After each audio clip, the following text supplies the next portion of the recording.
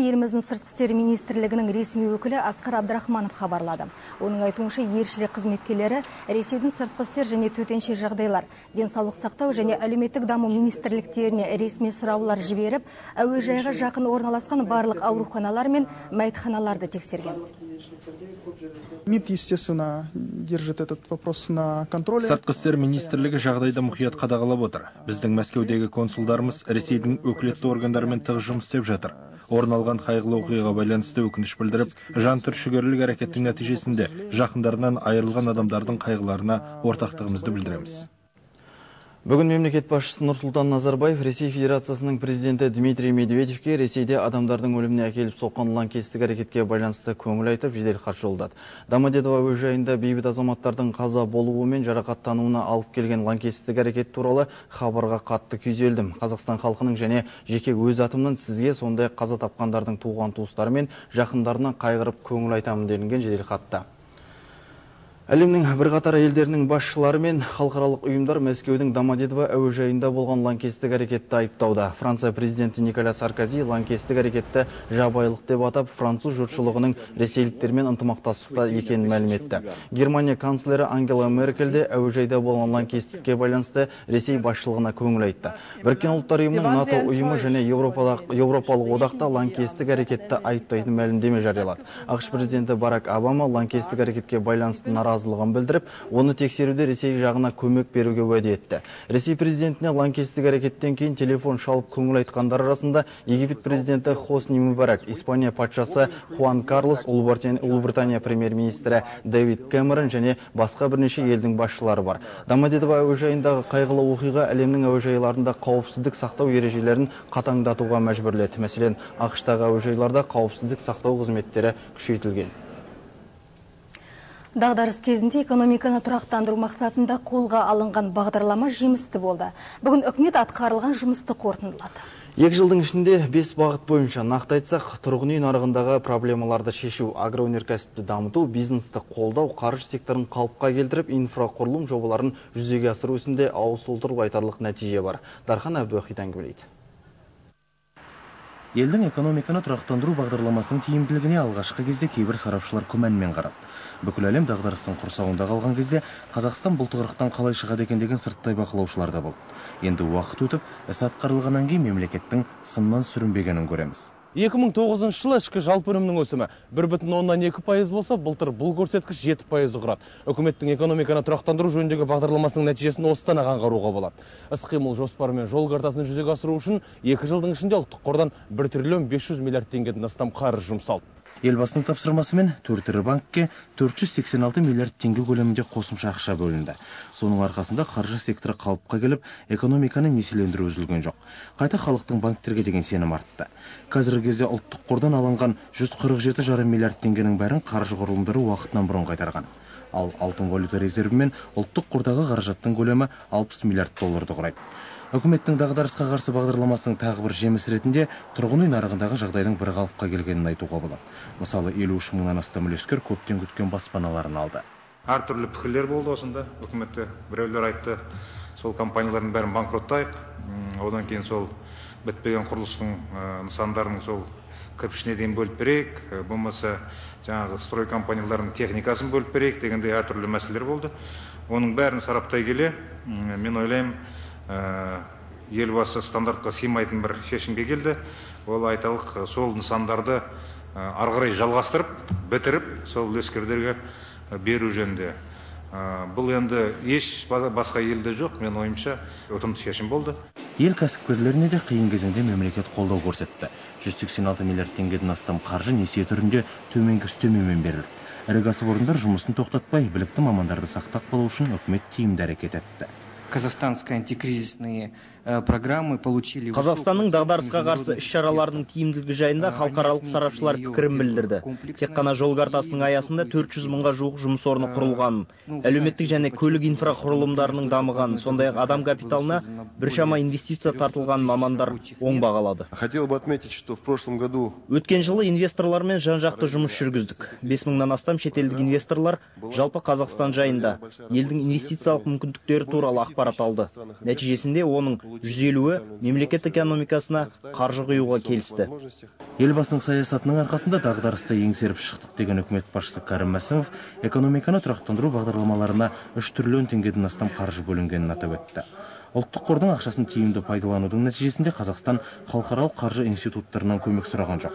Алдағы уақытта жұмыссыздықпен күрес жалғаса бермек. Былтырғы дерек бойынша жұмыссыздық деңгейі 5,15%-ға дейін төмендеді. Бұған жол картасы игі әсерін тигізді. Барлығы 8880 жоба іске асырылды. Оларда 392 мың жұмыс орны құрылды. Азық-түлік бағасының қымбаттамауын қадағалау, тарифтер көтерілген жағдайда әлеуметтің әлсіз топтарына қолдау көрсету, жұмыстан босаған адамға мемлекеттік сақтандыру қорынан берілетін жәрдемақының мерзімін 4 айдан 6 айға дейін ұзарту сияқты мәселелер бойынша үкімет басшысы нақты тапсырмалар берді. Сондай-ақ Кәрім Мәсімов ақпан айынан бастап қор нарығына бірқатар отандық компаниялар шыға бастайды деді. Үкімет үйінен Дархан Әбдуахит және Махмұд Сауырбай, хабар агенттігі. Экологиялық төлемдер толықтай көлемде экологиялық мәселелерді шешуге жұмсалуы тиіс. Бұл туралы бүгін еліміздің премьер-министрі Кәрім Мәсімов Қоршаған ортаны қорғау министрлігінің алқа мәжілісінде көтерді. Қоршаған ортаны қорғау министрі Нұрғали Әшімовтың айтуынша, еліміздің аймақтарында жиналатын экологиялық төлемдердің 30% ғана қоршаған ортаны сауықтыруға жұмсалады. Әдетте облыстық қазынаға түскен табыс аймақтың өзге қажеттеріне жаратылады. Үкімет жетекшісі экологиялық төлемдердің тағдырын шешудің екі түрлі жолын ұсынды. Премьер-министр айтты, екі мына бағыт бар. Я барлық мына төлемдерді, экологиялық төлемдерді жинаймыз. Премьер-министр өз шешеді, үкімет шешеді, қайда жібереміз. Немесе екінші бағыт. Біз қалдырамыз, мысалы, жинайды Атырау облысы, мысалы, жиналса 3 миллиард теңге қалдырамыз.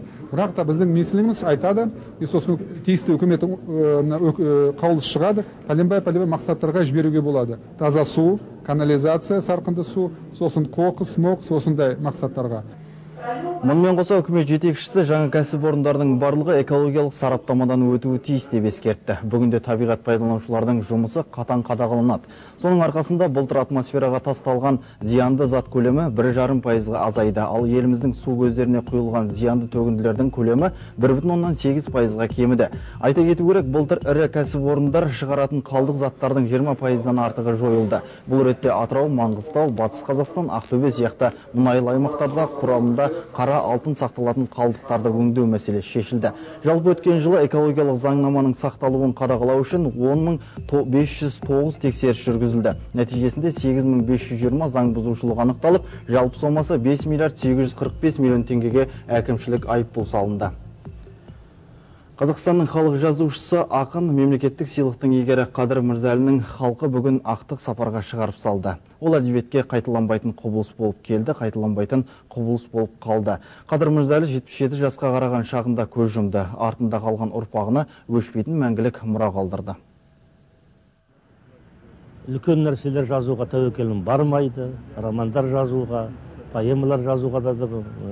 Мен енді соңғы кезде өзім жайлап көрпеге қарап көсілдегендей бір жанрлық неме барып жүрмін. Бұл мына шағын қанатты сөздер.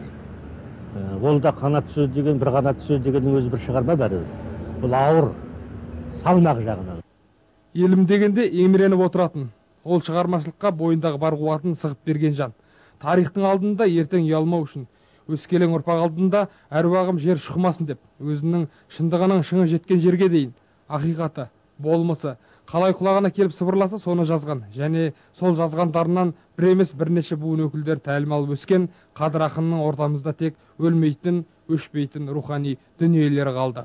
Бастауын істі бастаймын, аяқтау қиын бәрінен, өлімнен әсте саспаймын, өмірдің қорқам кәрінен деген сөзді жазғанда ақын Қадыр 25-ке жетер 75 жаста болатын.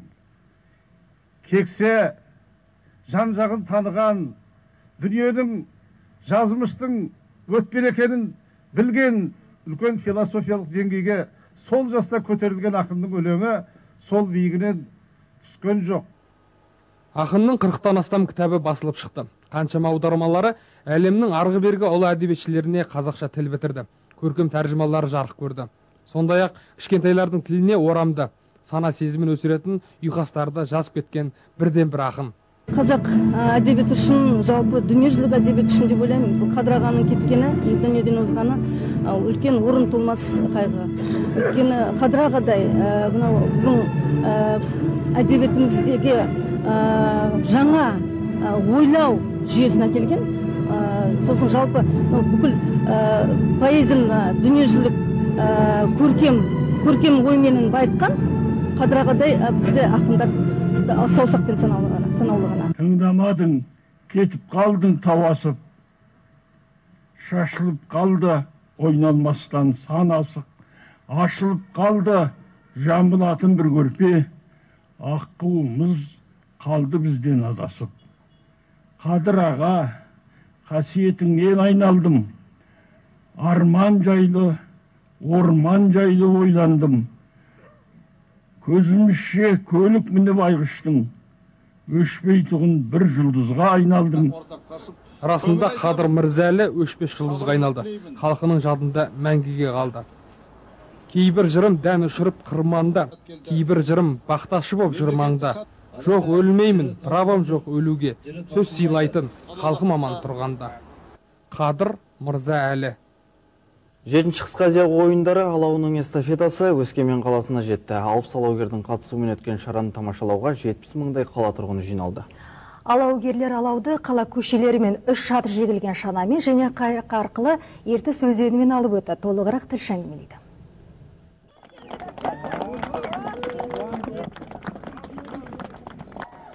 Кеше кешкісін Азияда алауы арнайы рейспен облыс орталығына жеткізілді. Алау 2 аптаға жуық Қазақстан қалаларын аралап келеді. Жерлестерінің қуанышына ортақтасуға әнші Роза Рымбаева да келген. Қазақ спортына жеңіс тілеймін. Қазақстанның атын дүние жүзіне танытсын. Қазақ спортын көтерсін. Дүние жүзіне танытып біздің спортсмендеріміз ешкімнен кем емес. Біз ел қатарлы, бүкіл дүние жүзінің халқы қатарлы спортқа да үлкен үлесіміз бар. Шығыс Қазақстандық алпыс алаугер Восток стадионнан бастап республика даңғылына дейін өздеріне тиесілі аралықта жүгіріп өтті. Олардың қатарында танымал спортшылар, қоғам мен мәдениет, өнер және білім қайраткерлері бар. Тағдырыңда екінші рет қайталанбайтындай үлкен спорт мерекесіне қатысып келе жатырмыз. Әрине бұның орны ерекше. Бүгінгі бұл мереке ертеңгі халқымыздың мерейі, мемлекетіміздің үлкен беделі. Алауымыз сөнбесін, жасасын еліміз, жасасын Қазақстан. Алаугерлердің арасында қарт қаламгер Әзілхан Нұршайықов та бар. Егде тартқанына қарамастан жастармен бірге өзіне тиесілі қашықтықты жүріп өтті. 40-тан астам кітап жазған халқының сүйікті жазушысы Қазақстан бұл ойындарда жеңіске жетуі тиіс деп есептейді. Жасым 89-да, келесі жыл 90-ға толамын. Сол 90-ға қарамастан самолетті екі бөгетек білеп, менің жерлестерімнің қуанышын қызығын көрейін деп әдейі келдім. Көргеніме өте қуаныштымын. Менің Азияның алауын бірге көтерісі осы жерлестеріммен сосын бірге барып Қазанға отты салттым. Жас спортшылар шаңғы теуіп, хоккейшілер мұз айдынына шықты. Бірнеше жылдан кейін бұл балалар ұлттық құрама сапында елінің намысын жыртатын болады. Осы Азиядан кейін біздің Қазақстан спортымыз биік шыңдарға көтеріледі деп ойлаймын. Қазіргі жастарда үлкен кісілер де осы спортқа тартылады деген ойламын. Эстафета барысын тамашалауға 70 мыңдай қала тұрғыны жиналды. Спорттық шоуға айналған шара халықты тамаша көңіл күйге бөледі. Кейбір бөліктерде алауды 3 ат жегілген шанамен және қайық арқылы ертіспен алып өтті. Шығыс Қазақстан облысынан Азиядаға 47 спортшы қатысады. Өскемендіктер жерлестерінің намысты қолдан бермейтініне сенімді. Өйткені қысқы спорт түрлері өңірде жақсы дамыған. Алау эстафетасы ертең Талдықорғанға жол тартады. Ұлан Нарынбек, Дмитрий Крюкович, Дмитрий Пыхтин, хабар Өскеменнен. Енді 5 күннен кейін 7-ші қысқы Азия ойындары басталады. Астана мен Алматыға құрлықтың 29 елінен 1600-ге жуық спортшы келеді деп күтілуде. Кеше кешкісін Алматыға Солтүстік Кореяның шайбалы хоккейден әйелдер құрамасы аяқ басты. Ендігі кезек спорт жаңалықтарында онымен әріптесіміз Қанат Базылхан таныстырады. Қанат, бүгінге дейін осы 29 елдің қаншасы Қазақстанға келді? Қазақстанға 10 елдің өкілдері мен спортшылар келіп қойды. Ертең тағы да 114 адам келеді деп күтілуде. Соның 52-сі Қытай спортшылары көрінеді. Спорт жаңалықтары бірер сәттен кейін.